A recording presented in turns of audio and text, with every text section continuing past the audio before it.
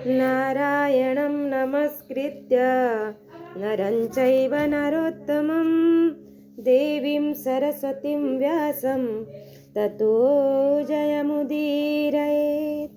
श्रीगणेशाय नमः, श्रीसरस्वत्यै नमः, श्रीवेदव्यासाय नमः। श्रीमन महर्षि वेदव्यास प्रणीत श्री महाभारत तृतीय खंड हम श्रवण कर रहे हैं। आज 70वां अध्याय सप्ततितमोध्याय। यहाँ भगवान श्री कृष्ण के विभिन्न नामों की व्युत्पत्तियों का कथन है। धृतराष्ट्र कहते हैं कि भूयो मे पुंडरीकाक्षं संजया चक्ष पृक्षतः नाम कर्मार्थवित् तात प्राप्नुयाम पुरुषोत्तमम्। संजय, तुम भगवान श्री कृष्ण के नाम और कर्मों का अभिप्राय जानते हो, अतः मेरे प्रश्न के अनुसार एक बार पुनः कमल नयन भगवान श्री कृष्ण का वर्णन करो। तब संजय ने कहा, श्रुतं मे वासुदेवस्य नाम निर्वचनं शुभं यावद् तत्राभिजानेह मप्रमेयो हि केशवः। राजन, मैंने वसुदेव नंदन श्री कृष्ण के नामों की मंगलमयी व्युत्पत्ति सुन रखी है। उनमें जितना मुझे स्मरण है उतना बता रहा हूँ। वास्तव में तो भगवान श्री कृष्ण समस्त प्राणियों की पहुंच से परे हैं। भगवान समस्त प्राणियों के निवास स्थान है तथा वे सब भूतों में वास करते हैं, इसलिए वसु हैं। एवं देवताओं की उत्पत्ति के स्थान होने से और समस्त देवता उनमें वास करते हैं, इसलिए उन्हें देव कहा जाता है। अतएव उनका नाम वासुदेव है, ऐसा जानना चाहिए। बृहद अर्थात व्यापक होने के कारण वे ही विष्णु कहलाते हैं। भारत, मौन, ध्यान और योग से उनका बोध अथवा साक्षात्कार होता है, इसलिए आप उन्हें माधव समझें। मधु शब्द से प्रतिपादित पृथ्वी आदि संपूर्ण तत्वों के उपादान एवं अधिष्ठान होने के कारण मधुसूदन श्री कृष्ण को मधुहा कहा गया है। कृष धातु सत्ता अर्थ का वाचक है और न शब्द आनंद अर्थ का बोध करता है। इन दोनों भावों से युक्त होने के कारण यदुकुल में अवतीर्ण हुए नित्य आनंद स्वरूप श्री विष्णु श्री कृष्ण कहलाते हैं। नित्य अक्षय अविनाशी एवं परम भगवत धाम का नाम पुंडरीक है। उसमें स्थित होकर जो अक्षत भाव से विराजते हैं वे भगवान पुंडरीकाक्ष कहलाते हैं, अथवा उनका नाम पुंडरीकाक्ष है। दस्यु जनों को त्रास, अर्दन या पीड़ा देने के कारण उनको जनार्दन कहते हैं। वे सत्य से कभी च्युत नहीं होते और न सत्व से अलग ही होते हैं, इसलिए सद्भाव के संबंध से उनका नाम सात्वत है। आर्ष कहते हैं वेद को, उससे भाषित होने के कारण भगवान का एक नाम आर्षभ है। आर्षभ के योग से ही वृक्ष भेक्षण कहलाते हैं। वृषभ का अर्थ ही वेद, वही ईशण नेत्र के समान उनका ज्ञापक है। इस व्युत्पत्ति के अनुसार वृष भेक्षण नाम की सिद्धि होती है। शत्रु सेनाओं पर विजय पाने वाले ये भगवान श्री कृष्ण किसी जन्मदाता के द्वारा जन्म ग्रहण नहीं करते, इसलिए अज कहलाते हैं। देवता स्वयं प्रकाश रूप होते हैं, अतः उत्कृष्ट रूप से प्रकाशित होने के कारण भगवान श्री कृष्ण को उदर कहा गया है और दम, इंद्रिय संयम नामक गुण से संपन्न होने के कारण उनका नाम दाम है। इस प्रकार दाम और उदर इन दोनों शब्दों के संयोग से दामोदर कहलाते हैं। वे हर्ष अर्थात सुख से युक्त होने के कारण ऋषिक हैं और सुख ऐश्वर्य से संपन्न होने के कारण ईश कहे गए हैं। इस प्रकार भगवान ऋषिकेश नाम धारण करते हैं। अपनी दोनों बाहुओं द्वारा भगवान इस पृथ्वी और आकाश को धारण करते हैं, इसलिए उनका नाम महाबाहु है। श्री कृष्ण कभी नीचे गिरकर क्षीण नहीं होते, अतः अधो न क्षीयते जातु इस व्युत्पत्ति के अनुसार अधोक्षज कहलाते हैं। वे नरों जीवात्माओं के अयन आश्रय हैं, इसलिए उन्हें नारायण भी कहते हैं। वे सर्वत्र परिपूर्ण हैं तथा सबके निवास स्थान हैं, इसलिए पुरुष हैं, और सब पुरुषों में उत्तम होने के कारण उनकी पुरुषोत्तम संज्ञा हुई है। वे सत और असत सबकी उत्पत्ति और लय के स्थान हैं, सदा सर्वदा उन सब का ज्ञान रखते हैं, इसलिए उन्हें सर्व कहते हैं। श्री कृष्ण सत्य में प्रतिष्ठित हैं और सत्य उनमें प्रतिष्ठित है। वे भगवान गोविंद सत्य से भी उत्कृष्ट सत्य हैं, अतः उनका नाम सत्य भी है। विक्रमण वामना तार में तीनों लोकों को आक्रांत करने के कारण वे भगवान विष्णु कहलाते हैं। वे सब पर विजय पाने से जिष्णु शाश्वत नित्य होने से अनंत तथा गौओं इंद्रियों के ज्ञाता और प्रकाशक होने के कारण गाम बिंदती इस व्युत्पत्ति के अनुसार गोविंद कहलाते हैं। वे अपनी सत्ता स्फूर्ति देकर असत्य को भी सत्य सा कर देते हैं और इस प्रकार सारी प्रजा को मोह में डाल देते हैं। निरंतर धर्म में तत्पर रहने वाले उन भगवान मधुसूदन का स्वरूप ऐसा ही है। अपनी मर्यादा से कभी च्युत न होने वाले महाबाहु श्री कृष्ण कौरवों पर कृपा करने के लिए यहाँ पधारने वाले हैं। धृतराष्ट्र बोले, चक्षुष्मतां वै स्पृहयामि संजय द्रक्ष्यन्ति ये वासुदेवं समीपे बिभ्राजमानं वपुषा परेण प्रकाशयन्तं प्रदिशो दिशश्च। कि संजय जो लोग परम उत्तम श्री अंगों से सुशोभित तथा दिव्य विदिशाओं को प्रकाशित करते हुए वसुदेव नंदन भगवान श्री कृष्ण का निकट से दर्शन करेंगे, उन सफल नेत्रों वाले मनुष्यों के सौभाग्य को पाने की मैं अभिलाषा रखता हूँ। भगवान अत्यंत मनोहर वाणी में जो प्रवचन करेंगे वह भरतवंशियों तथा सृंजयों के लिए कल्याणकारी तथा आदरणीय होगा। ऐश्वर्य की इच्छा रखने वाले पुरुषों के लिए भगवान की वह वाणी अनिंद्य और शिरोधार्य होगी, परंतु जो मृत्यु के निकट पहुंच चुके हैं उन्हें वह अग्राह्य प्रतीत होगी। संसार के अद्वितीय वीर सात्वत कुल के श्रेष्ठ पुरुष यदुवंशियों के माननीय नेता शत्रु पक्ष के योद्धाओं को क्षुब्ध करके उनका संहार करने वाले तथा वैरियों के यश को बलपूर्वक छीन लेने वाले वे भगवान श्री कृष्ण यहाँ उदित होंगे और नेत्र वाले लोग उनका दर्शन करके धन्य हो जाएंगे। महात्मा शत्रुहंता तथा सबके वर्ण करने योग्य वे वृष्णि कुलभूषण श्री कृष्ण यहाँ आकर कृपापूर्ण कोमल वाक्य बोलेंगे और हमारे पक्षवर्ती राजाओं को मोहित करेंगे। इस अवस्था में समस्त कौरव उन्हें देखेंगे, जो अत्यंत सनातन ऋषि ज्ञानी वाणी के समुद्र और प्रयत्नशील साधकों को कलश के जल की भांति सुलभ होने वाले हैं, जिनके चरण समस्त विघ्नों का निवारण करने वाले हैं, परंतु पंखों से युक्त गरुड़ जिनके स्वरूप हैं, जो प्रजाजनों के पाप ताप हर लेने वाले तथा जगत के आश्रय हैं, जिनके सहस्त्रों मस्तक हैं और पुराण पुरुष हैं, जिनका आदि मध्य और अंत नहीं है, जो अक्षय कीर्ति से सुशोभित बीज एवं वीर्य को धारण करने वाले अजन्मा नित्य तथा परात्पर परमेश्वर हैं, उन भगवान श्री कृष्ण की मैं शरण लेता हूँ। जो तीनों लोकों का निर्माण करने वाले हैं, जिन्होंने देवताओं असुरों नागों तथा राक्षसों को भी जन्म दिया है, तथा जो ज्ञानी नरेशों के प्रधान हैं, इंद्र के छोटे भाई वामन स्वरूप उन भगवान श्री कृष्ण की मैं शरण ग्रहण करता हूँ। वैशंपायन जी कहते हैं, संजय प्रतियाते तु धर्मराज युधिष्ठिर अर्जुन भीमसेनम च माद्रीपुत्रौ च भारत।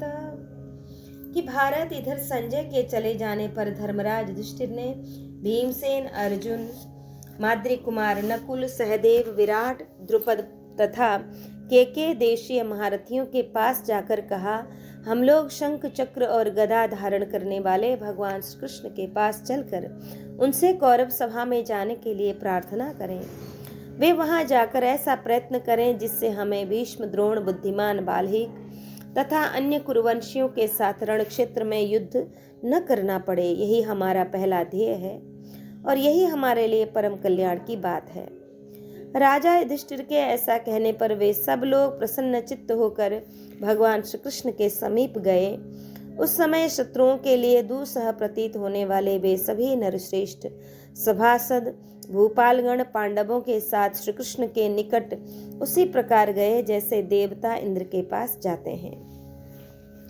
समस्त यदुवंशियों में श्रेष्ठ दर्शाह कुल नंदन जनार्दन श्री कृष्ण के पास पहुंचकर कुंती पुत्र राजा युधिष्ठिर ने इस प्रकार कहा, मित्र वत्सल श्री कृष्ण, मित्रों की सहायता के लिए यही उपयुक्त अवसर आया है। मैं आपके सिवा दूसरे किसी को ऐसा नहीं देखता जो इस विपत्ति से हम लोगों का उद्धार करे।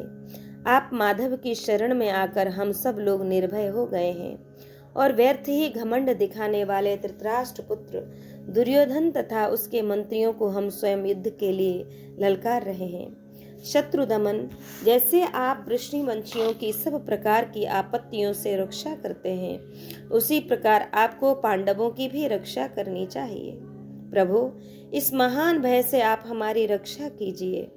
भगवान बोले, महाबाहो, यह मैं आपकी सेवा के लिए सर्वदा प्रस्तुत हूँ।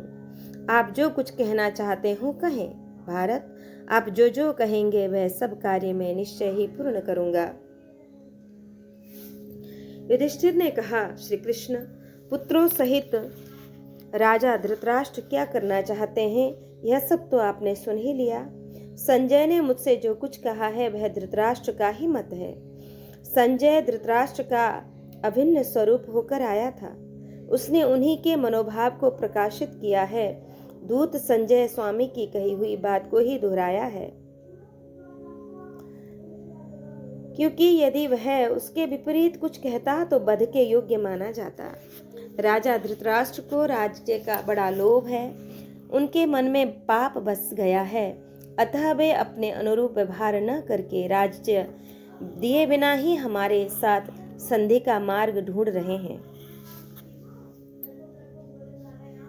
प्रभु, हम तो यही समझकर कि धृतराष्ट्र अपनी प्रतिज्ञा पर स्थित रहेंगे, उन्हीं की आज्ञा से 12 वर्ष वन में रहे और 1 वर्ष अज्ञातवास किया।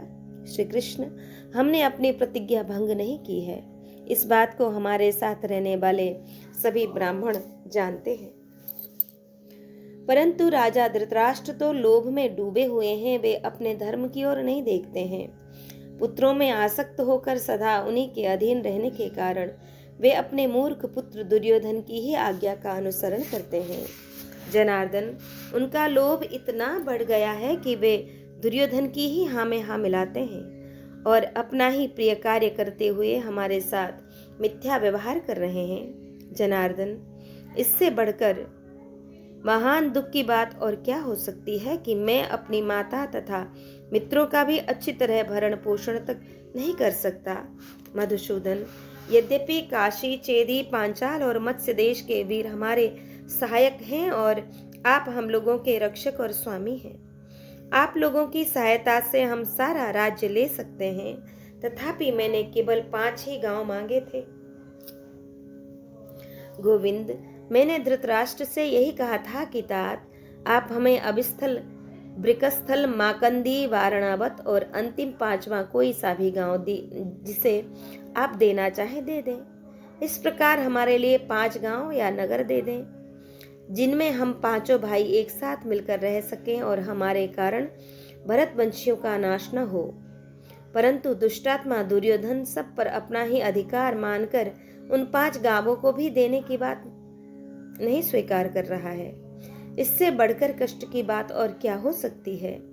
मनुष्य उत्तम कुल में जन्म लेकर और वृद्ध होने पर भी यदि दूसरों के धन को लेना चाहता है तो वह लोभ उसकी विचार शक्ति को नष्ट कर देता है।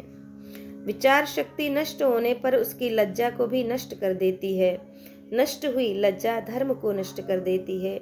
नष्ट हुआ धर्म मनुष्य की संपत्ति का नाश कर देता है और नष्ट हुई संपत्ति उस मनुष्य का विनाश कर देती है, क्योंकि धन का अभाव ही मनुष्य का वध है। श्री कृष्ण, धनहीन पुरुष से उसके भाई, बंधु, सुहृद और ब्राह्मण लोग भी उसी प्रकार मुंह मोड़ लेते हैं जैसे पक्षी पुष्प और फल से हीन वृक्ष को छोड़कर उड़ जाते हैं। तात, जैसे पतित मनुष्य के निकट से लोग दूर भागते हैं और जैसे मृत शरीर से प्राण निकल जाते हैं, उसी प्रकार मेरे कुटुंबी जन भी जो मुझसे मुंह मोड़ रहे हैं, यही मेरे लिए मरण है। जहां आज और कल सवेरे के लिए भोजन नहीं दिखाई देता, उस दरिद्रता से बढ़कर दूसरी कोई दुखदायिनी अवस्था नहीं है। यह शंबर का कथन है। धन को उत्तम धर्म का साधक बताया गया है। धन में सब कुछ प्रतिष्ठित है। संसार में धनी मनुष्य ही जीवन धारण करते हैं। जो निर्धन हैं वे तो मरे हुए के ही समान हैं।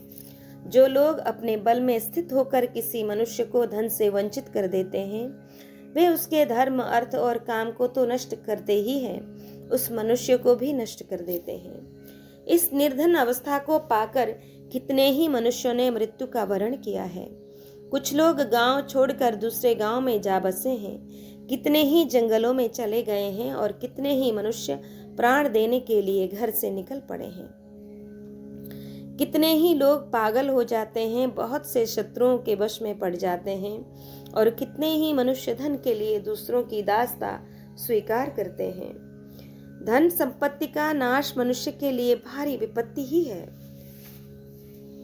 वह मृत्यु से भी बढ़कर है, क्योंकि संपत्ति ही मनुष्य के धर्म और काम की सिद्धि का कारण है। मनुष्य की जो धर्मानुकूल मृत्यु है, वह परलोक के लिए सनातन मार्ग है। संपूर्ण प्राणियों में से कोई भी उस मृत्यु का सब ओर से उल्लंघन नहीं कर सकता। श्री कृष्ण जो जन्म से ही निर्धन रहा है, उसे उस दरिद्रता के कारण उतना कष्ट नहीं पहुंचता जितना कि कल्याणमयी संपत्ति को पाकर सुख में ही पले हुए पुरुष को उस संपत्ति से वंचित होने पर होता है। यद्यपि यह मनुष्य उस समय अपने ही अपराध से भारी संकट में पड़ता है, तथापि वह इसके लिए इंद्र आदि देवताओं की ही निंदा करता है, अपने को किसी प्रकार भी दोष नहीं देता। उस समय संपूर्ण शास्त्र भी उसके इस संकट को टालने में समर्थ नहीं होते। वह सेवकों पर कुपित होता और सगे संबंधियों के दोष देखने लगता है। निर्धन अवस्था में मनुष्य को केवल क्रोध आता है, जिससे वह पुनः मोहाच्छन्न हो जाता है। विवेक शक्ति खो बैठता है। मोह के वशीभूत होकर वह क्रूरतापूर्ण कर्म करने लगता है। इस प्रकार पाप कर्मों में प्रवृत्त होने के कारण वह वर्ण संकर संतानों का पोषक होता है और वर्ण संकर केवल नरक की ही प्राप्ति कराता है। पापियों की यही अंतिम गति है। श्री कृष्ण यदि उसे फिर से कर्तव्य का बोध नहीं होता, तो वह नरक की दिशा में ही बढ़ता चला जाता है।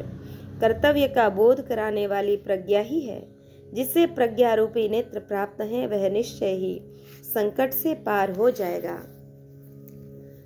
प्रज्ञा की प्राप्ति होने पर पुरुष केवल शास्त्र वचनों पर ही दृष्टि रखता है। शास्त्र में निष्ठा होने पर वह पुनः धर्म करता है। धर्म का उत्तम अंग है लज्जा, जो धर्म के साथ ही आ जाती है। लज्जाशील मनुष्य पाप से द्वेष रखकर उससे दूर हो जाता है, अतः उसकी धन संपत्ति बढ़ने लगती है। जो जितना ही श्री संपन्न है, उतना ही पुरुष माना जाता है। सदा धर्म में तत्पर रहने वाला पुरुष शांत चित्त होकर नित्य निरंतर सत्कर्मों में लगा रहता है। वह कभी अधर्म में मन नहीं लगाता और न पाप में ही प्रवृत्त होता है। जो निर्लज्ज अथवा मूर्ख है, वह न तो स्त्री है और न पुरुष ही है। उसका धर्म कर्म में अधिकार नहीं है, वह शूद्र के समान है। लज्जाशील पुरुष देवताओं की, पितरों की तथा अपनी भी रक्षा करता है। इससे वह अमृत तत्व को प्राप्त होता है। वही पुण्यात्मा पुरुषों की परम गति है।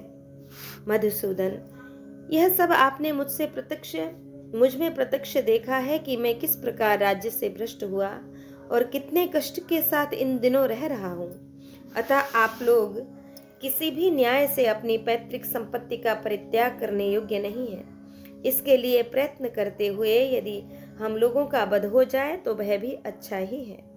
माधव, इस विषय में हमारा पहला ध्येय यही है कि हम और कौरव आपस में संधि करके शांत भाव से रहकर उस संपत्ति का समान रूप से भोग करें।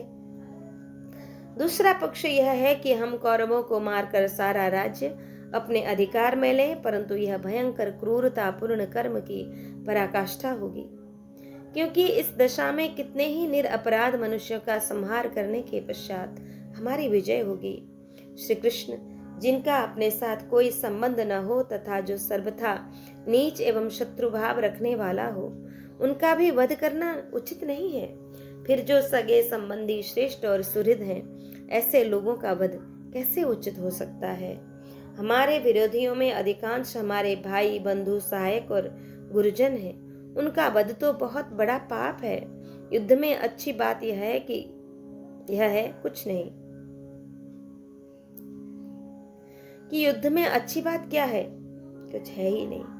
क्षत्रियों का यह युद्ध रूप धर्म पाप रूप ही है। हम भी क्षत्रिय ही हैं, अतः हमारा सारा स्वधर्म पाप छोड़ने पर भी हमें तो करना ही होगा, क्योंकि उसे छोड़कर दूसरी किसी वृत्ति को अपनाना भी निंदा की ही बात होगी। शूद्र सेवा का कार्य करता है, वैश्य व्यापार से जीविका चलाते हैं। हम क्षत्रिय युद्ध में दूसरों का वध करके जीवन निर्वाह करते हैं, और ब्राह्मणों ने अपनी जीविका के लिए भिक्षा पात्र चुन लिया है। क्षत्रिय को मारता है, मछली मछली को खाकर जीती है, और कुत्ता कुत्ते को काटता है।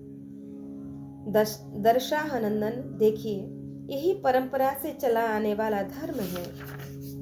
श्री कृष्ण, युद्ध में सदा कलह ही होता है और उसी के कारण प्राणों का नाश होता है। मैं तो नीति बल का ही आश्रय लेकर युद्ध करूंगा, फिर ईश्वर की इच्छा के अनुसार जय हो या पराजय। प्राणियों के जीवन और मरण अपनी इच्छा के अनुसार नहीं होते हैं। यही दशा जय और पराजय की भी है।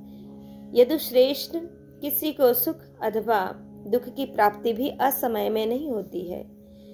युद्ध में एक योद्धा भी बहुत से सैनिकों का संहार कर डालता है तथा बहुत से योद्धा मिलकर भी किसी एक को ही मार पाते हैं। कभी कायर शूरवीर को मार देता है और अयशस्वी पुरुष यशस्वी वीर को पराजित कर देता है। न तो कहीं दोनों पक्षों की विजय होती दिखाई देती है और न दोनों की पराजय ही दृष्टिगोचर हुई है। हाँ, दोनों के धन वैभव का नाश अवश्य देखा गया है। यदि कोई पक्ष पीठ दिखाकर भाग जाए तो उसे भी धन और जन दोनों की हानि उठानी पड़ती है। इससे सिद्ध होता है कि युद्ध सर्वथा पाप रूप ही है। दूसरे को मारने वाला कौन ऐसा पुरुष है जो बदले में स्वयं भी मारा न जाता हो। ऋषिकेश, जो युद्ध में मारा गया उसके लिए विजय और पराजय दोनों समान हैं।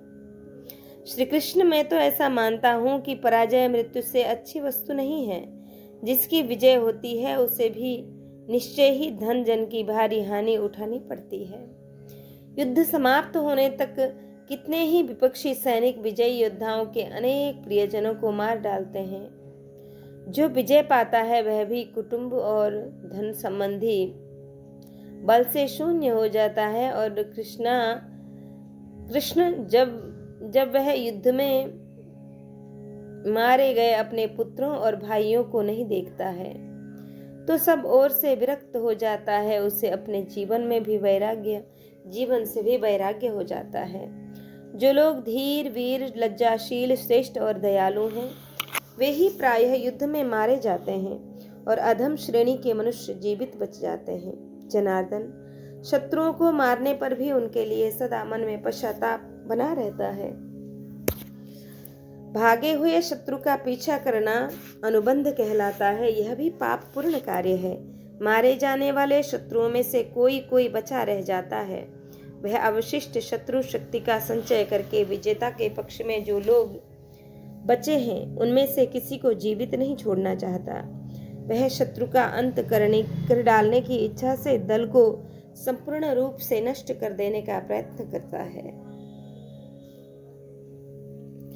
विजय प्राप्ति की चिरस्थायी शत्रुता की सृष्टि करती है। पराजित पक्ष बड़े दुख से समय बिताता है, और जो किसी से शत्रुता न रखकर शांति का आश्रय लेता है वह जय पराजय की चिंता छोड़कर सुख से सोता है।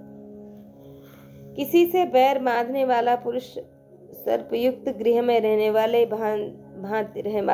वाले की भांति उद्विग्न चित्त होकर सदा दुख की नींद सोता है।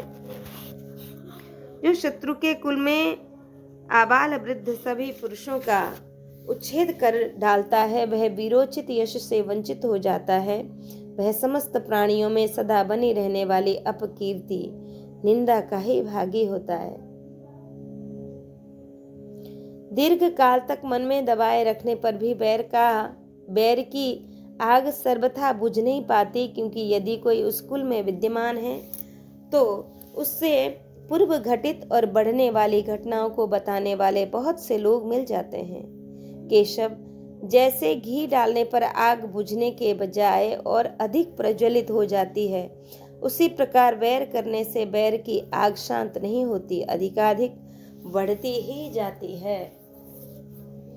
क्योंकि दोनों पक्षों में सदा कोई न कोई छिद्र मिलने की संभावना रहती है, इसलिए दोनों पक्षों में से एक का सर्वथा नाश हुए बिना पूर्णतः शांति नहीं प्राप्त हो, अधिकाधिक बढ़ती ही जाती है। क्योंकि दोनों पक्षों में सदा कोई न कोई छिद्र मिलने की संभावना रहती है, इसलिए दोनों पक्षों में से एक का सर्वथा नाश हुए बिना पूर्णतः शांति नहीं प्राप्त होती है। जो लोग छिद्र ढूंढते रहते हैं, उनके सामने यह दोष निरंतर प्रस्तुत रहता है। यदि अपने में पुरुषार्थ है तो पूर्व बैर को याद करके जो हृदय को पीड़ा देने वाली प्रबल चिंता सदा बनी रहती है, उसे वैराग्य पूर्वक त्याग देने से ही शांति मिल सकती है, अथवा मर जाने से ही उस चिंता का निवारण हो सकता है, अथवा शत्रुओं को समूल नष्ट कर देने से ही अभिष्ट फल की सिद्धि हो सकती है। परंतु मधुसूदन, यह बड़ी क्रूरता का कार्य है। राज्य को त्याग देने से उसके बिना जो शांति मिलती है वह भी बध के ही समान है, क्योंकि उस दशा में शत्रुओं से सदा यह संदेह बना रहता है कि ये अवसर देखकर प्रहार करेंगे और धन संपत्ति से वंचित होने के कारण अपने विनाश की संभावना भी रहती ही है। अतः हम लोग न तो राज्य त्यागना चाहते हैं और न कुल के विनाश की ही इच्छा रखते हैं। यदि नम्रता दिखाने से भी शांति हो जाए तो वह सबसे बढ़कर है। यद्यपि हम युद्ध की इच्छा न रखकर साम, दान और भेद सभी उपायों से राज्य की प्राप्ति के लिए प्रयत्न कर रहे हैं, तथापि यदि हमारी साम नीति असफल हुई तो युद्ध ही हमारा प्रधान कर्तव्य होगा। हम पराक्रम छोड़कर बैठ नहीं सकते। जब शांति के प्रयत्नों में बाधा आती है तब भयंकर युद्ध स्वतः आरंभ हो जाता है। पंडितों ने इस युद्ध की उपमा कुत्तों के कलह से दी है। कुत्ते पहले पूंछ हिलाते हैं, फिर गुर्राते और गरजते हैं, तत्पश्चात एक दूसरे के निकट पहुंचते हैं, फिर दांत दिखाना और भौंकना आरंभ करते हैं, तत्पश्चात युद्ध होने लगता है। श्री कृष्ण, उनमें से जो बलवान होता है वही उस मांस को खाता है जिसके लिए कि उनमें लड़ाई हुई थी। यही दशा मनुष्य की है, इसमें कोई विशेषता नहीं हुई कि कुत्ते के दुम हिलाने के समान राजाओं का ध्वज कंपन है, उसके गुर्राने की जगह उसका सिंहनाद है, और जो कुत्ते एक दूसरे को देखकर गरजते रहते हैं, उसी प्रकार दो विरोधी क्षत्रिय एक दूसरे के प्रति प्रत्युत्तर के रूप में आक्षेपजनक बातें उसी प्रकार विरोधी क्षत्रिय एक दूसरे के प्रति प्रत्युत्तर के रूप में आक्षेपजनक बातें कहते हैं। एक दूसरे के निकट जाना दोनों में समान रूप से होता है। राजा लोग क्रोध में आकर जो दांतों से होंठ चबाते हैं, राज्य की प्राप्ति की ही वह मांस का टुकड़ा है जिसके लिए उनमें लड़ाई होती है। यह सर्वथा उचित है कि बलवानों की दुर्बलताओं के प्रति आदर बुद्धि न हो, वे उसका विरोध भी नहीं करते। दुर्बल वही है जो सदा झुकने के लिए तैयार रहे। जनार्दन, पिता, राजा और वृद्ध सर्वथा समादर के योग्य होते हैं, अतः धृतराष्ट्र हमारे लिए सदा माननीय एवं पूजनीय है। माधव, धृतराष्ट्र में अपने पुत्र के प्रति प्रबल आसक्ति है। वे पुत्र के वश में होने के कारण कभी झुकना स्वीकार नहीं करेंगे।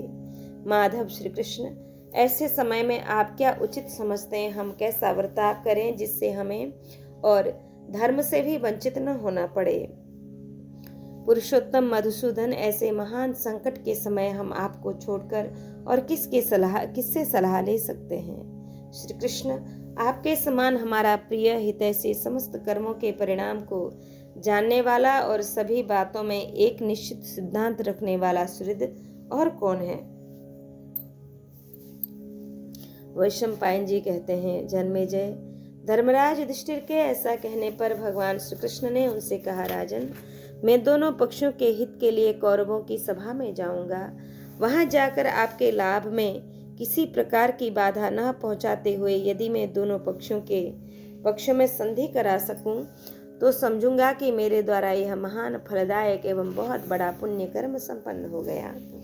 ऐसा होने पर एक दूसरे के प्रति रोष में भरे हुए इन कौरवों, संजयों, पांडवों और धृतराष्ट्र पुत्रों को तथा इस सारे पृथ्वी को भी मानो मैं मौत के फंदे से छुड़ा लूंगा। युधिष्ठिर बोले, श्री कृष्ण, मेरा यह विचार है नहीं कि आप कौरवों के यहाँ जाएं, क्योंकि आपकी कही हुई अच्छी बातों को भी दुर्योधन नहीं मानेगा। इसके सिवा इस समय दुर्योधन के वश में रहने वाले भूमंडल के सभी क्षत्रिय वहां एकत्र हुए हैं। उनके बीच में आपका जाना मुझे अच्छा नहीं लगता। माधव, यदि दुर्योधन ने द्रोहवश आपके साथ कोई अनुचित बर्ताव कर दिया तो धन धान्य, देवत्व तथा संपूर्ण देवताओं का ऐश्वर्य भी हमें प्रसन्न नहीं कर सकता। भगवान श्री कृष्ण ने कहा, जानाम्येतां महाराज धार्तराष्ट्रपापताम्, कि महाराज धृतराष्ट्र पुत्र दुर्योधन कितना पापाचारी है यह मैं जानता हूँ। तथापि वहां जाकर संधि के लिए प्रयत्न करने पर हम सब लोग संपूर्ण जगत के राजाओं की दृष्टि में निंदा के पात्र न होंगे। मेरे तिरस्कार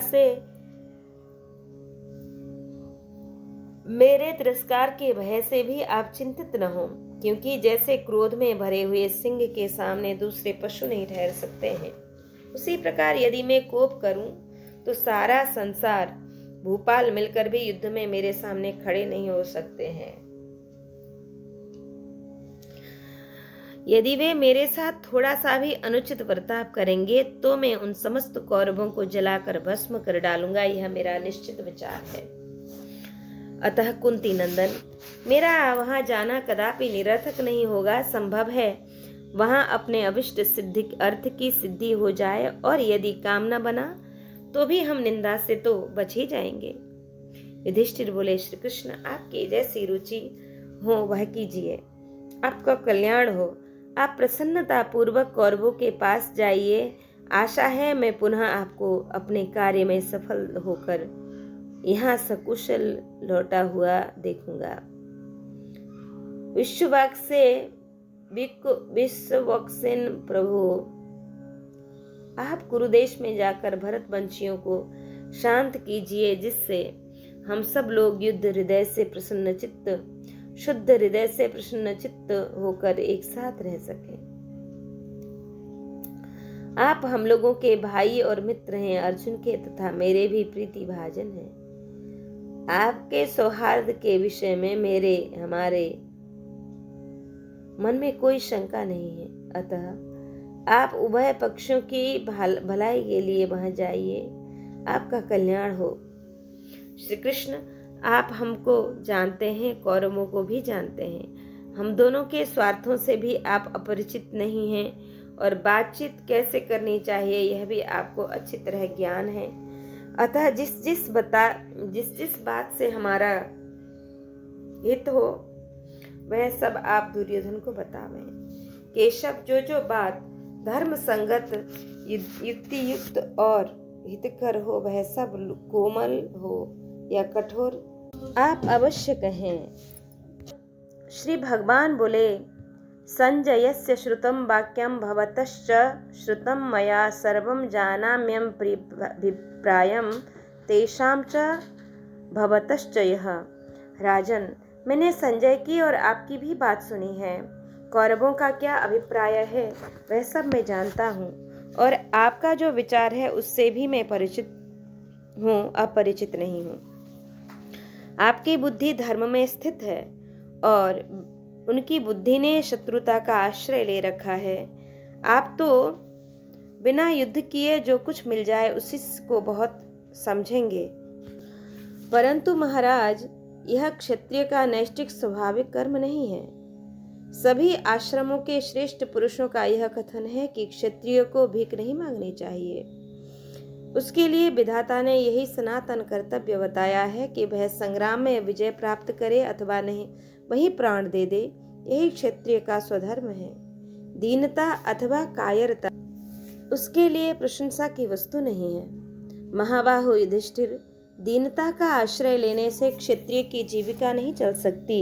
शत्रुओं को संताप देने वाले महाराज, अब पराक्रम दिखाइए और शत्रुओं का संहार कीजिए। परंतप धृतराष्ट्र के पुत्र बड़े लोभी हैं। इधर उन्होंने बहुत से मित्र राजाओं का संग्रह कर लिया है और उनके साथ दीर्घ काल तक रहकर अपने प्रति उनका स्नेह भी बढ़ा लिया है। शिक्षा और अभ्यास आदि के द्वारा भी उन्होंने विशेष शक्ति का संचय कर लिया है। अतः प्रजानाथ, ऐसा कोई उपाय नहीं है जिससे वे आपको आधा राज्य देकर आपके प्रति समता संधि स्थापित करें। भीष्म, द्रोण और कृपाचार्य आदि उनके पक्ष में हैं, इसलिए वे अपने को आपसे अधिक बलवान समझते हैं। अतः शत्रु दमन राजन, जब तक आप इनके साथ नरमी का वर्ताव करेंगे तब तक ये आपके राज्य का अपहरण करने की ही चेष्टा करेंगे। शत्रु मर्दन नरेश, आप यह न समझें कि धृतराष्ट्र के पुत्र आप पर कृपा करके या अपने को दीन दुर्बल मानकर अथवा धर्म एवं अर्थ की ओर दृष्टि रखकर आपका मनोरथ पूर्ण कर देंगे। पांडुनंदन, कौरवों के संधि न करने का सबसे बड़ा कारण या प्रमाण तो यही है कि उन्होंने आपको कौपिन धारण कराकर तथा उतने दीर्घ काल तक के लिए वनवास का दुष्कर कष्ट देकर भी कभी इसके लिए पश्चाताप नहीं किया। राजन, आप दानशील, कोमल स्वभाव, मन और इंद्रियों को वश में रखने वाले, स्वभावतः धर्मपरायण सबके हैं। धर्मपरायण तथा सबके हैं, तो भी क्रूर दुर्योधन ने उस समय पितामह भीष्म, द्रोणाचार्य, बुद्धिमान विदुर, साधु ब्राह्मण, राजा धृतराष्ट्र, नगर निवासी जन समुदाय तथा कुरुकुल के सभी श्रेष्ठ पुरुषों को देखते देखते आपको जुए में छल से ठग लिया और अपने उस कुकृत्य के लिए वह अब तक लज्जा का अनुभव नहीं करता है। राजन, ऐसे कुटिल स्वभाव और खोटे आचरण वाले दुर्योधन के प्रति आप प्रेम न दिखावें। भारत, धृतराष्ट्र के बेपुत्र तो सभी लोगों के वध्य हैं, फिर आप उनका वध करें, इसके लिए तो कहना ही क्या है। क्या आप वह दिन भूल गए जबकि दुर्योधन ने भाइयों सहित आपको अपने अनुचित वचनों द्वारा मार्मिक पीड़ा पहुंचाई थी। वह अत्यंत हर्ष से फूलकर अपनी मिथ्या प्रशंसा करता हुआ अपने भाइयों के साथ कहता था, अब पांडवों के पास इस संसार में अपनी कहने के लिए इतनी सी भी कोई वस्तु नहीं रह गई है। केवल नाम और गोत्र बचा है, परंतु वह भी शेष नहीं रहेगा। दीर्घ काल के पश्चात उनकी भारी पराजय होगी, उनकी स्वाभाविक शूरता वीरता नष्ट हो जाएगी और ये मेरे पास ही प्राण त्याग करेंगे। उन दिनों जब जुए का खेल चल रहा था, अत्यंत दुरात्मा पापी दुशासन अनाथ की भांति रोती कलपती हुई महारानी द्रौपदी को उनके केश पकड़कर राजसभा में घसीट लाया और भीष्म तथा द्रोणाचार्य आदि के समक्ष उसने उनका उपहास करते हुए बारंबार उसे गाय कहकर पुकारा। यद्यपि आपके भाई भयंकर पराक्रम प्रकट करने में समर्थ थे, तथापि आपने इन्हें रोक दिया, इसलिए धर्म संबंधन में बंधे होने के कारण ये उस समय उस अन्याय का भी प्रतिकार न कर सके। जब आप वन की ओर जाने लगे, उस समय भी वह बंधु बांधवों के बीच में ऊपर कही हुई तथा और भी बहुत सी कठोर बातें कहकर अपनी प्रशंसा करता रहा। जो लोग वहां बुलाए गए थे वे सभी नरेश आपको निरपराध देखकर रोते और आंसू बहाते हुए रुंधे हुए कंठ से उस समय चुपचाप सभा में बैठे रहे। ब्राह्मणों सहित उन राजाओं ने वहां दुर्योधन की प्रशंसा नहीं की। उस समय सभी सभासद उसकी निंदा ही कर रहे थे। शत्रुशूदन, कुलीन रूप पुरुष की निंदा हो या बध, इनमें से बध ही उनके लिए अत्यंत गुणकारक है, निंदा नहीं। निंदा तो जीवन को घृणित बना देती है।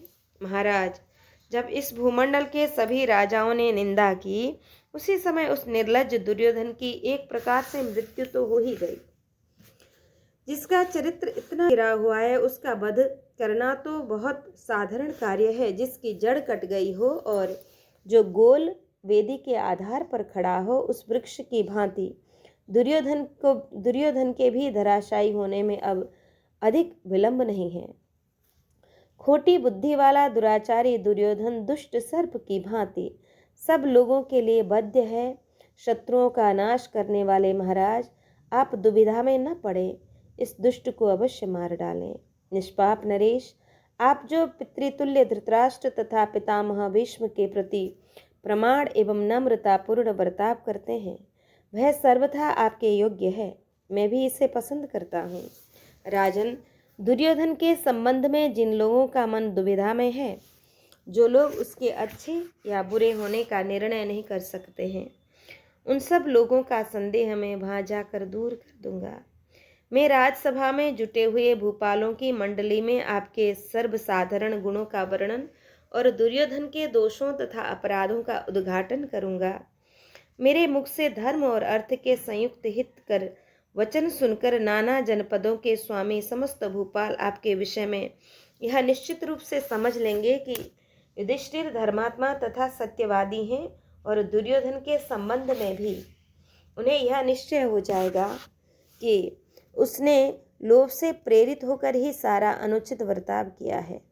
मैं वहां आए हुए चारों वर्णों के आबाल वृद्ध जन समुदाय को अपनाकर उनके सामने तथा पूर्ववासियों और देशवासियों के समक्ष भी इस दुर्योधन की निंदा करूंगा। वहां शांति के लिए याचना करने पर आप अधर्म के भी भागी न होंगे। सब राजा कौरवों की तथा धृतराष्ट्र की ही निंदा करेंगे। सब लोग दुर्योधन को अन्यायी समझकर त्याग देंगे और वह निंदनीय होने के कारण नष्ट प्राय हो जाएगा। उस दशा में आपका दूसरा कौन सा कार्य शेष रह जाता है जिसे संपन्न किया जाए? वहां पहुंचकर आपके स्वार्थ की सिद्धि में तनिक भी त्रुटि न आने देते हुए मैं समस्त कौरवों से संधि स्थापना के लिए प्रयत्न करूंगा और उनकी चेष्टाओं पर दृष्टि रखूंगा। भारत, मैं जाकर कौरवों की युद्ध विषयक तैयारी की बातें जान सुनकर आपकी विजय के लिए पुनः यहाँ लौट आऊँगा। मुझे तो शत्रुओं के साथ सर्वथा युद्ध होने की ही संभावना हो रही है, क्योंकि मेरे सामने ही लक्षण शकुन प्रकट हो रहे हैं। मृग, पशु और पक्षी भयंकर शब्द कर रहे हैं। प्रदोष काल के प्रमुख हाथियों और घोड़ों के समुदाय में बड़ी भयानक आकृतियां प्रकट होती हैं। इसी प्रकार अग्निदेव भी नाना प्रकार के भयजनक वर्णों, रंगों को धारण करते हैं।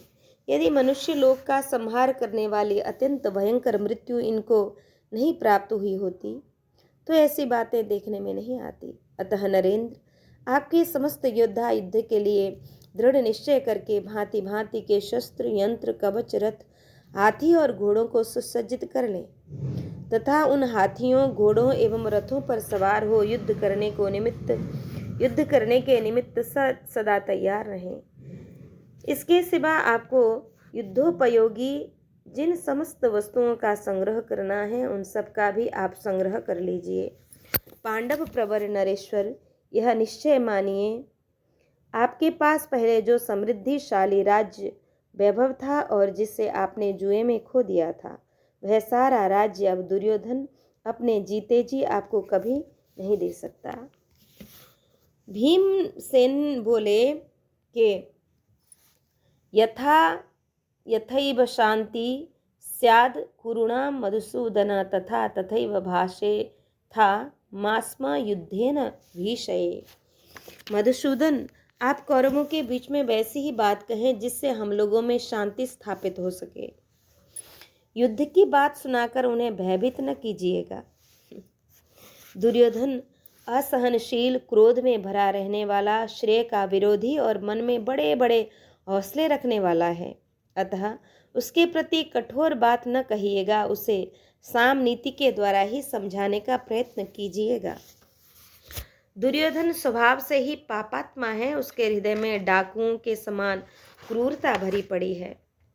वह ऐश्वर्य के मद से उन्मत्त हो गया है और पांडवों के साथ सदा बैर बांधे रखता है।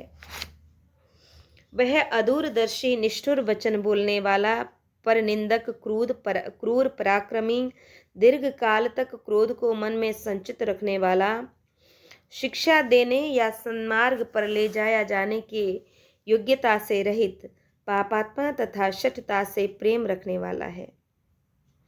श्री कृष्ण, वह मर जाएगा किंतु झुक नहीं सकेगा। अपनी टेक नहीं छोड़ेगा। मैं समझता हूँ ऐसे दुराग्रही मनुष्य के साथ संधि स्थापित करना अत्यंत दुष्कर कार्य है। दुर्योधन हितैषी सुहृदों के भी विपरीत आचरण करने वाला है। उसने धर्म को तो त्याग ही दिया है, झूठ को भी प्रिय मानकर अपना लिया है।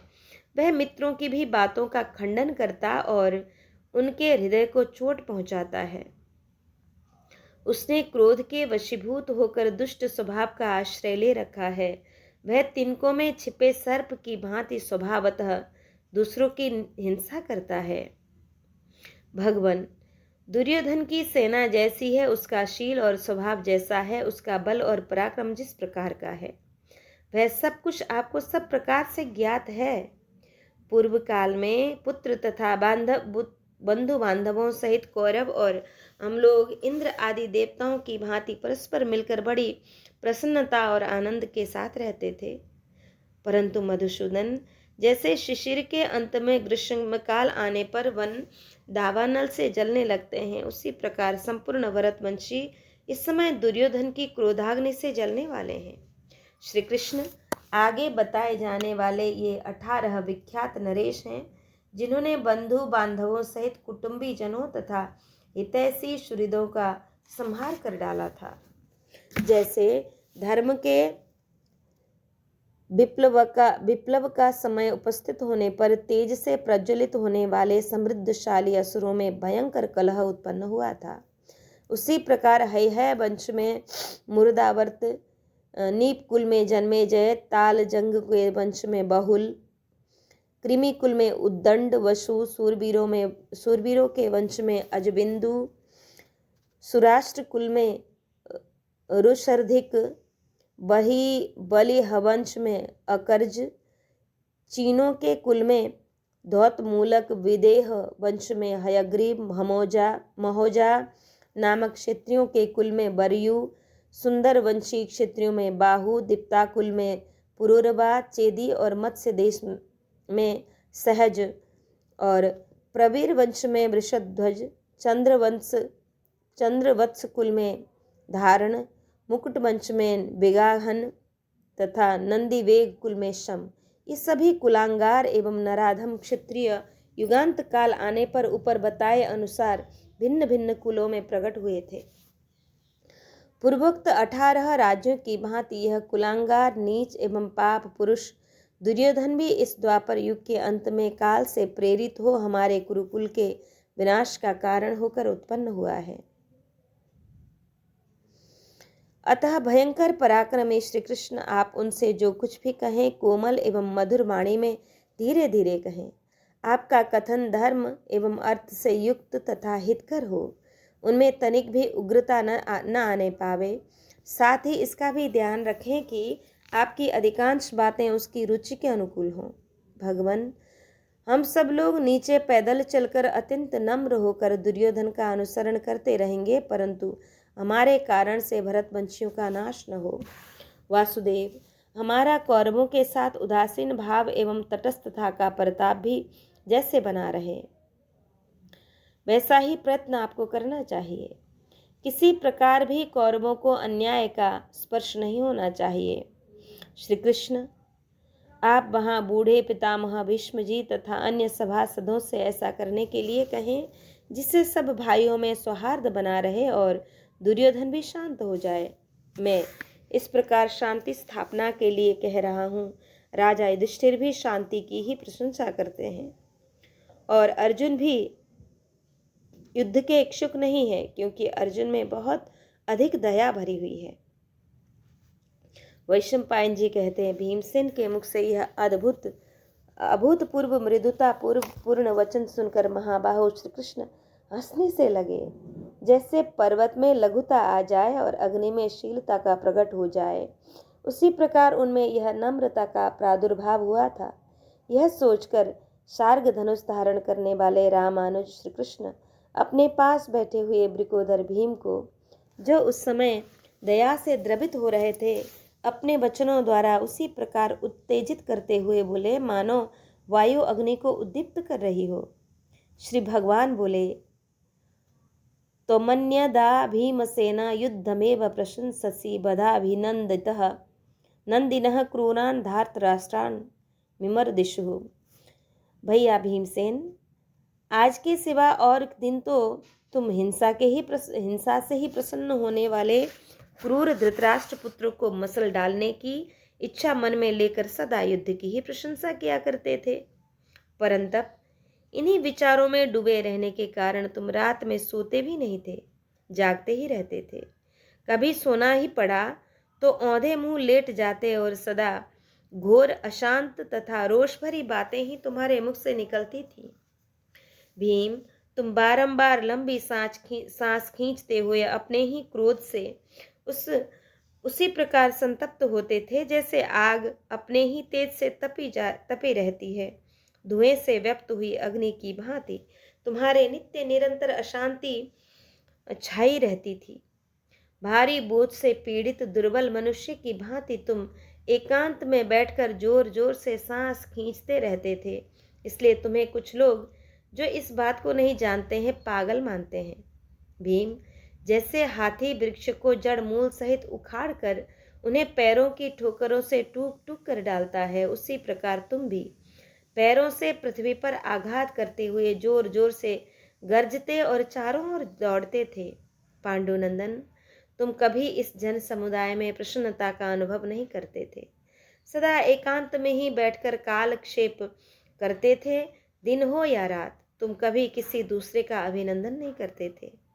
कभी सहसा हंस पड़ते और कभी एकांत स्थान में रोते हुए से प्रतीत होते थे और कभी घुटनों पर मस्तक रखकर दीर्घ काल तक नेत्र बंद किए बैठे रहते थे। भीमसेन, मैंने बार बार तुम्हें भौहें टेढ़ी करके दोनों होठों को चबाते हुए से देखा है।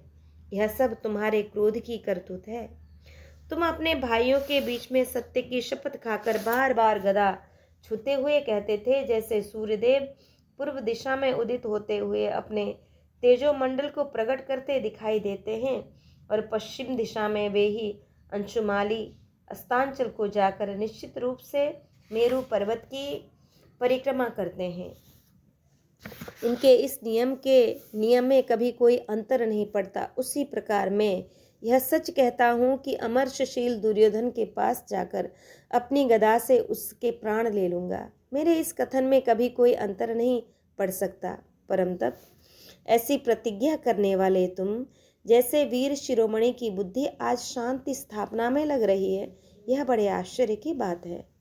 अहो, युद्ध का अवसर उपस्थित होने पर पहले से ही युद्ध की अभिलाषा रखने वाले लोगों के विचार भी इतने बदल जाते हैं कि वे विपरीत सोचने लगते हैं। भीमसेन, जान पड़ता है इसलिए तुम्हें भी युद्ध से भय होने लगा है।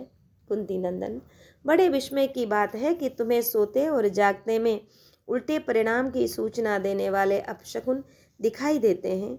इसी से तुम शांति की इच्छा प्रकट कर रहे हो। अहो, कायर और नपुंसक की भांति इस समय तुम अपने को कुछ भी पुरुषार्थ नहीं मानते। तुम्हारे ऊपर मोह छा गया है, जिससे तुम्हारी मानसिक दशा बिगड़ गई है। जान पड़ता है कि तुम्हारा हृदय कांपता है, मन शिथिल होता जाता है, तुम्हारी जांघें मानो अकड़ सी गई हैं, इसलिए तुम शांति चाहते हो।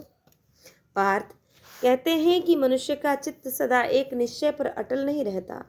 वह हवा के वेग से हिलती हुई सेमल के फल की गांठ के समान डाबाडोल रहता है। यदि गौएं मनुष्य की बोली बोले तो वह जैसे बिगड़ी हुई होगी, उसी प्रकार तुम्हारी यह बुद्धि विकृत होकर अगाध समुद्र में नाव के बिना डूबने वाले मनुष्य की भांति पांडवों के मन को चिंतामग्न किए देती है। भीमसेन, तुम जो बात कह रहे हो वह तुम्हारे योग्य कदापि नहीं है। जैसे पर्वत का चलना आश्चर्य की बात है, उसी प्रकार तुम्हारे द्वारा किया हुआ यह शांति प्रस्ताव मुझे महान आश्चर्य में डाल रहा है। भारत, तुम अपने कर्मों की ओर देखकर और जिस कुल में तुम्हारा जन्म हुआ है उस पर भी दृष्टिपात करके खड़े हो जाओ। वीरवर, विषाद न करो और अपने क्षत्रियोचित कर्म पर डट जाओ। शत्रु दमन, तुम्हारे चित्त में जो ग्लानि उत्पन्न हुई है यह तुम्हारे जैसे शूरवीर के योग्य कदापि नहीं है, क्योंकि क्षत्रिय जिसे ओज एवं पराक्रम से प्राप्त नहीं करता उसे अपने उपयोग में नहीं लाता है। वैशंपायन जी कहते हैं कि तथोक्तो वासुदेवेन नित्य मन्युरमर्षणः सदस्ववत् समाधावत बभाषे तदनंतरम।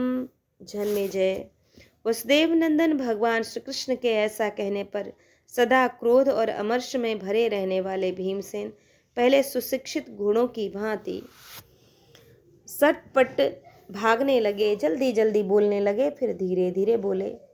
भीमसेन ने कहा, अन्यथा माम चिकीर्षन्त मन्यथा मन्यसेच्युतः, कि अच्युत, मैं करना तो कुछ और चाहता हूँ परंतु आप समझ कुछ और ही रहे हैं। दर्शाह नंदन, आप दीर्घ काल तक मेरे साथ रहे हैं, अतः मेरे विषय में यह सच्ची जानकारी रखते ही होंगे कि मेरा युद्ध में अत्यंत अनुराग है और पराक्रम भी मिथ्या नहीं है।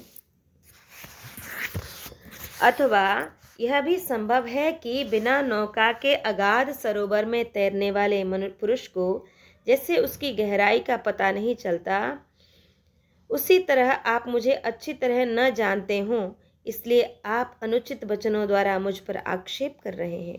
माधव, मुझ भीमसेन को अच्छी तरह जानने वाला कोई भी मनुष्य मेरे प्रति ऐसे अयोग्य वचन जैसे आप कर रहे हैं कैसे कह सकता है। वृष्णिकुल नंदन, इसलिए मैं आपसे अपने उस पौरुष तथा बल का वर्णन करना चाहता हूं जिसकी समानता दूसरे लोग नहीं कर सकते। यद्यपि स्वयं अपनी प्रशंसा करना सर्वथा नीच पुरुषों का ही कार्य है, तथापि आपने जो मेरे सम्मान के विपरीत बातें कहकर मेरा तिरस्कार किया है, उससे पीड़ित होकर मैं अपने बल का बखान करता हूँ। श्री कृष्ण, आप इस भूतल और स्वर्गलोक पर दृष्टिपात करें। इन्हीं दोनों के भीतर ये समस्त प्रजाजन निवास करते हैं। ये दोनों सबके माता पिता हैं। इन्हें अचल एवं अनंत माना गया है। ये दूसरों के आधार होते हुए भी स्वयं आधार शून्य है। यदि ये दोनों लोग सहसा कुपित होकर दो शिलाओं की भांति परस्पर टकराने लगे तो मैं चराचर प्राणियों सहित इन्हें अपनी दोनों भुजाओं से रोक सकता हूँ। लोहे के विशाल परिघों की भांति मेरी इन मोटी भुजाओं का मध्य भाग कैसा है यह देख लीजिए। मैं ऐसे किसी पुरुष को नहीं देखता जो इसके भीतर आकर फिर जीवित निकल जाए। मेरी पकड़ में आ जाएगा उसे हिमालय पर्वत, विशाल महासागर तथा बल नामक दैत्य का विनाश करने वाले साक्षात वज्रधारी इंद्र। ये तीनों अपनी पूरी शक्ति लगाकर भी बचा नहीं सकते। पांडवों के प्रति आतताई बने हुए इन समस्त क्षत्रियों को जो युद्ध के लिए उद्यत हुए हैं, मैं नीचे पृथ्वी पर गिराकर पैरों तले रौंद डालूंगा।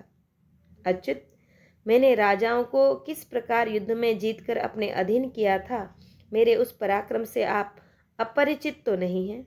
जनार्दन, यदि कदाचित आप मुझे या मेरे पराक्रम को न जानते हो तो जब भयंकर संहार की घमासान युद्ध प्रारंभ होगा, उस समय उगते हुए सूर्य की प्रभा के समान आप मुझे अवश्य जान लेंगे। पके हुए घाव को चाकू से चीरने या उकसाने वाले पुरुष के समान आप मुझे अपने कठोर वचनों द्वारा तिरस्कृत क्यों कर रहे हैं? मैं अपनी बुद्धि के अनुसार यहाँ जो कुछ कह रहा हूँ उससे भी बढ़ चढ़कर मुझे समझें। जिस समय योद्धाओं से खचाखच भरे हुए युद्ध में भयानक मार काट मचेगी, उस दिन मुझे देखिएगा। जब घमासान युद्ध में मैं कुपित होकर मतवाले हाथियों, रथियों तथा घुड़सवारों को धराशायी करना और फेंकना आरंभ करूंगा, उस एवं दूसरे श्रेष्ठ क्षत्रिय वीरों का वध करने लगूंगा, उस समय आप और दूसरे लोग भी मुझे देखेंगे कि मैं किस प्रकार चुन चुन कर प्रधान प्रधान वीरों का संहार कर रहा हूँ। मेरी मज्जा शिथिल नहीं हो रही है और न मेरा हृदय ही कांप रहा है। मधुसूदन, यदि समस्त संसार अत्यंत कुपित होकर मुझ पर आक्रमण करे तो भी उससे मुझे भय नहीं है, किंतु मैंने जो शांति का प्रस्ताव किया है यह तो केवल मेरा सौहार्द ही है। मैं दयावश सारे क्लेश सह लेने को तैयार हूँ और चाहता हूँ कि हमारे कारण भरतवंशियों का नाश न हो। इस प्रकार श्री महाभारत उद्योग पर्व के अंतर्गत भगवद्यान पर्व में भीमसेन वाक्य संबंधी यह 76वां अध्याय यहाँ पूर्ण हुआ। आज के पारायण को श्री ठाकुर जी के चरण में अर्पण करके हम यहाँ विश्राम लेंगे। जय जय श्री राधे श्याम।